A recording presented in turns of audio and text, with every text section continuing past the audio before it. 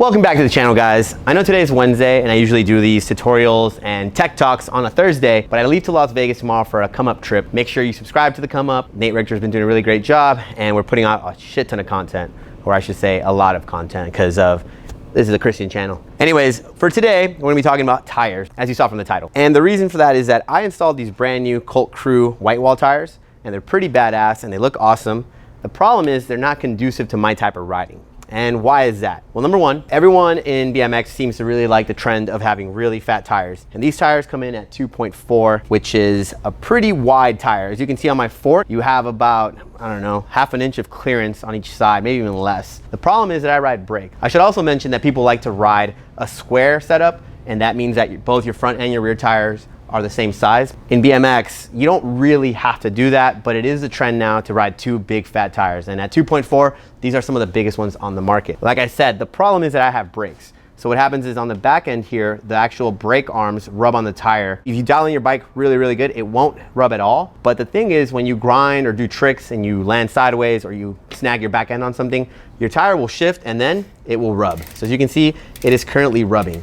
Then that's the first issue that I found with these tires for my personal riding. If you're brakeless and if you have a really wide back end and a really wide front end, then these tires are perfect. But if you have really narrow stuff or older school bikes, or you have brakes on the front or the rear, you probably don't want tires that are this thick. You probably want them like at a 225 or a 230. So for my type of riding, they're not gonna cut it. The second reason why they're not gonna cut it is because they're meant for more of like hardcore street riding, and nowadays a lot of the street riding is a little more slow paced and a lot more like tech riding versus like big old drops. Big tires do absorb more of the landing because they're bigger, wider, and spongier. But the thing is that these tires come with this cool waffle grip. They're made with a compound that actually like seem to be more conducive to like slower riding. And nothing against that, I just like to go faster. I know that some of the dudes on the team like Corey Walsh or Dakota really do go fast. When I'm pumping around the skate park, I can feel them like they grip really good, but they're giving a little bit away. So I'm gonna go over a couple of options for that type of riding. I haven't tried these on dirt. I actually haven't ridden dirt in a while. I'm sure they'd be pretty grippy because they do have like a little bit of good knob. And they actually have two different patterns. They have more of like the waffle straightforward grip here,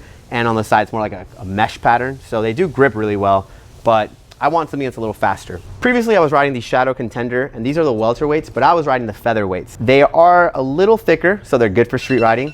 Sorry, alarm's going off all day. So these tires are a little thicker, so they're gonna be good for street riding. They have a little more depth to them, so they're gonna be pretty grippy. You can ride them on dirt. But what I found was that these tires, the sidewall was a little thinner than I like, so I kind of tore a few of these. But these are the welterweights, so these are thicker. But the featherweights, which are the lightweight version, I definitely tore those apart. So if you're riding a lot of hardcore street, or you're riding where there's glass, or you're rubbing up your tire on a lot of things, you probably wanna go with the welterweight versus the featherweight. If you're riding a lot of park, another good option that Shadow has are the Shadow Serpent tires, and these are the featherweight, so they're thinner and they're not as knobby. They're pretty smooth. They have really good grip. I rode these for a while. I switched from the Serpent tire to the Colt tire only because of aesthetic. I wanted the white wall. These were actually really good, and I might actually switch back to them. But one of the things that I wanted to try out is having a little more of a lightweight, faster feel. What we have here are the KHE Dan Lacey tires. These are the non-folding version. KHE makes two of these style tires, and I used to ride for them, so I know what these are about. And these are really cool because they have one of the highest ratings in BMX. And what is a rating? Well, if you look at the sidewall of your tire, they'll tell you rated to 110 PSI. So that means the probably absolute most you can pump these up to. And a lot of you guys at home don't even have pumps that go up to 110 PSI. We barely have one here, and we're a shop. Not a lot of people really ride them that hard. They're meant mostly for like vert riders or really hardcore park riders that pump them up a lot. And the reason for that is that when you're pumping around transitions, you don't want any give. And if there's no give, you can go way higher. And there's another thing called rotational weight that comes into effect. So these tires are made from a special compound. They're very thin, but they're really strong and durable.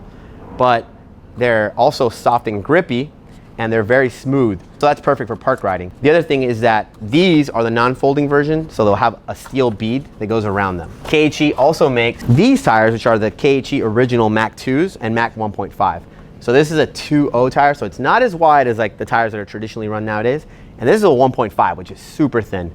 This is mainly meant for like flat landing or like race bikes that you want a really thin profile. 1.5 is really thin, you want that in the back end. And then a 2.0 you want in the front end. The reason for that is when you're turning and carving, you do all of it from the front, right? So you want it to be wider there so it grips better. Also, if you're doing foot jams or things like that, it feels better on your foot. But in the back, you're doing the pivoting part. So if you have a narrower tire, you actually spin easier. It's the same thing with the front. Like if you have one that's like a little narrower, you'll feel spinning a lot easier. So that's why dudes like Harry Main and Marc Webb can do like 1080s and all these crazy variations at really big heights, because they have super high rated tires that are super lightweight, and that's where the rotational weight will come in. So these, unlike the other ones, have a Kevlar bead, so that's why it folds like this. So yes, this is the bulletproof material, and this is stronger than the steel bead. It also doesn't kink like the steel bead does. Like if you get a sidewall blowout, a lot of these like bead ones, they'll snap here and the metal will come out. These KHE tires don't have that issue. I mean, they have other issues because obviously people pump them up to way too much, leave them in their car and they explode. That has happened to me a couple times, and man, it leaves your ears ringing, let me tell you. But going back to the rotational weight, because it's Kevlar, because it's a special compound, and because it's super narrow, once this tire gets spinning and you're in the air, it doesn't feel like it's on there. Like, it's crazy. One of these tires, when you're in the air, you can actually like feel it, especially if you have like blown out bearings or anything like that. You can literally feel the rotation, and you can actually feel the gravitational pull. But with these, that rotational weight is like nothing. So that's why hardcore park riders ride these tires, titanium spokes, super low profile rims, titanium parts everywhere, because they really know that a lot of that weight that's moving around when they're doing all these crazy spins, it's not in the way as much. Lastly, there's one more tire I have. That's the KHE Marc Webb tire. And what I'm gonna do is I'm gonna be riding the KHE Marc Webb in the front and the KHE Mac 2 in the back. The 1.5 is too thin for me. I'm definitely gonna blow that up. So I'll put it in the no pile. But with this setup, you'll see that I have two different patterns. The Marc Webb one has this cool little MW, and then the KHE has like more like this traditional arrow or point going forward. And yes, these are, the front one is directional, so you want the arrow pointing forward. The back one isn't. The M's and the W's alternate. But these tires are definitely gonna significantly change the way my bike's gonna feel. It'll be a lot lighter, it'll spin a lot easier. I'll probably get flats a little easier too, and I'm definitely not gonna be riding street as much. Or if I do, I'm gonna drive to the spot and make sure there's no glass around, because these, as you can see the difference between all of these, with this one, with your thumb, you can barely give it to fold. You can see that. With these ones, you can just go almost like right through it, it seems like. So these are meant for like hardcore, you know, wood ramp or like concrete riders. So I'm gonna slap these on and I'll show it to you guys, and then maybe we'll do like a little weight test with the bike or something like that. All right, so Steven recommended that I show you guys a little bit of like taking this off. These are brand new, and usually I man grip everything, I just rip them right off. But for the convenience of time and my fingers, because it does leave them a little sore, I'm gonna use a tire lever. So basically, when removing a tire, you wanna remove as much of the air as possible. If you can get all of it out, that's even better, but I'm always strapped for time, so I just like remove a little bit of the air. Then what you do is you move the tire over, you place the tire lever under, it'll have a little lip on it. You want the lip to go underneath the bead, then you want to get that bead and the lip back over, and then you smoothly just push it. Be careful with your knuckles, because if you miss, you'll punch them. And I have a scar on my pinky there from doing that last week with Chris Long. Bad mistake. All right, so yeah, once you get it through, once you get like the beginning part of the sidewall, it's pretty easy. And once you get one sidewall off, then you can just push it all over. So I'm gonna put the first one on here. Well, the crazy thing about these tires is like they almost feel lighter than the tube. See Marc Webb in the front. So I'm gonna show Steven so he can feel the difference. Feel this tire, Steven. Okay. Now feel this tire and inner tube. Way lighter. So the only thing that's gonna be different is that I haven't been riding wide tires in a while. So initially it's probably gonna feel like my bike feels like a little kid's toy. Also, these go on pretty easily because like it's a Kevlar bead, so it gives a little bit more than a steel bead. But if you're having a problem, also use a tire lever. I can use my thumbs. As you can see, I just kind of like wedge the bead right over. And then once one side clips, the other side's usually pretty easy. Shout outs to Marc Webb, man. He used to have the craziest video parts I've ever seen. He still does. I just don't think he puts them out as much as he used to, because we're all no longer 19. So that's the first one. You can already start seeing the difference. Let me remove the second one real quick. For this one, if you're a guy like myself that rides a brake, you have to remove the air from the tire first, or else you won't be able to get it past the brake pads. So get that air out of there. I've only had the air in here for like a week or maybe less, so it doesn't smell really bad. But sometimes when you like leave the tire in there, there's like stagnant air and it smells like old fish. That's like the worst. Also, our videographer's ripping some fat clouds right now, so I'm probably smelling that. So once you get the air pressure out, the easiest way to do this, obviously use a tool to loosen these up. I'm obviously a macho man, so I did it with my hands. No, I'm just kidding. I did it out of frame, but loosen both the pegs up if you're riding 4 pegs. And then you wanna bring the chain together so it pulls the wheel forward. And then what you wanna do is take it off the sprocket, so you just kinda like move it over and it'll come right off the sprocket. Don't keep your fingers near the sprocket or else you'll cut those fingers right off. Once the chain is off, kinda like give it a little tap and then the wheel will come off. And then squeeze the tire, get it past the brake pads. And once it's off the frame, you can get the chain off like so, and now it's off. And again, if you get most of the air pressure out of here, it'll be easier to work on. Now that the air is out, put the tire lever back in, lip under, beat over, push lightly and be careful with your knuckles. And once you get the first side over, she's good.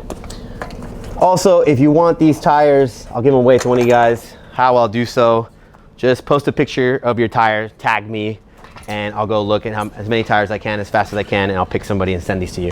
When you're putting your tire on off the bike, always put the tube in first. You wanna have a little air pressure in there so it's easier. If it's flat, it'll kind of kink up and make your life miserable. So don't do that. Tube is in, tire's ready to go. And just remember, if you're a right-hand drive, you wanna keep the driver on the right side, and then you wanna have the arrows forward. Put this bad boy on. Make sure, I do it always this way first, which is probably the best way. Put the valve stem through the hole, make sure it's all the way in, make sure it's straight, because if you put it crooked, it'll blow out as well. And then you start passing the bead over. You can use your index and your ring and middle fingers, or then you can just flip it around and use your thumb. All right. Also, before you pump them up really hard, make sure that the bead has seated everywhere. If you start pumping them up and you see one of the sides raise, quickly take the air out and then push it back in. If you keep pumping them up, your tube will explode and your face will rip off. Don't do it. I don't recommend it. Putting it back on, put the chain on, make sure there's no kinks in the chain, make sure it's like the right way. Squeeze the tire, get it through your brakes, pull your pegs apart, push your hub driver or push your hub guard in, bang that in, put the chain over the sprocket again. There are more in-depth videos on my channel under Tech Thursday, or just look up tutorials on my channel. I've done like 100 of them, so go check them out. For now, I'm just gonna hand tighten everything, and then once I get it off the stand, I'll really lock it down. As you can now see, there's a lot more area in between my seat stays and my brakes, so this tire is not gonna hit, and it's going to look all black again. So I'm gonna take it off the bike stand, pump it up, crank it down, and we're ready to ride. When you're pumping up your tubes, remember to squeeze the valve stem all the way out. Make sure it's nice and centered, not crooked at all. Put your pump over it, put the valve stem, and then you wanna lock it in place, and then begins the pump process. I don't even think this pump reaches 120, to be honest. I'm just gonna pump it up as much as it goes. All right, 80 is good for now. Got to pump with the rear. That's gonna be a lot thinner and a lot scarier, but I'm gonna be riding super fast now. I'm also gonna keep those shallow Serpent tires around. Then I'm just gonna center my wheel. I'll do another video on this later because I know a lot of you guys have issues with this, but the easiest way for me is using the brakes. I can see how centered it is, but for you guys at home, what you wanna do is not get an ass shot of me. Usually start with the side of the chain, and what I do is like hold the chainstay with my palm. I push the wheel over, as you can see the chain got tight there. And then I tighten it down just snug enough to adjust the other side. See, now my chain's too tight. I like to do crank flips. Sometimes you have to make a choice. Crank flips or tail whips. Today it's gonna be crank flips, tomorrow probably tail whips. All right, so now that it's nice and snug, come around the other side and adjust it a little bit too to see it's centered. It's actually pretty centered there. Yeah, so you can see it's centered. Brake pads won't hit on either side. And since it's good, you crank it down. You wanna move your pedal forward on whatever side you're working on so you don't punch it. And then you wanna go back and forth a couple times because you don't want to tighten one side too much. When you have plastic pegs, they tend to shift a little bit, so be careful with that. All right, that's locked down. Last but not least, the front. All right, there you go. Make sure your front is centered as well. Let's see what it feels like. Holy moly. Looks good. Sounds solid. Yeah, my bike is gonna take a little bit of getting used to, but that's gonna be all for today. I'll probably film another video tomorrow in Las Vegas with these tires. Like I said, I'm gonna bring the other ones just in case, because these are really thin and I might blow them up. But yeah, that's gonna be it for today. Make sure to like, share, comment, subscribe. Check out the content on the Come Up, and check back in tomorrow for the next video. Thank you, Steven. Bye. It's not that we have a short time to live, but that we waste a lot of it.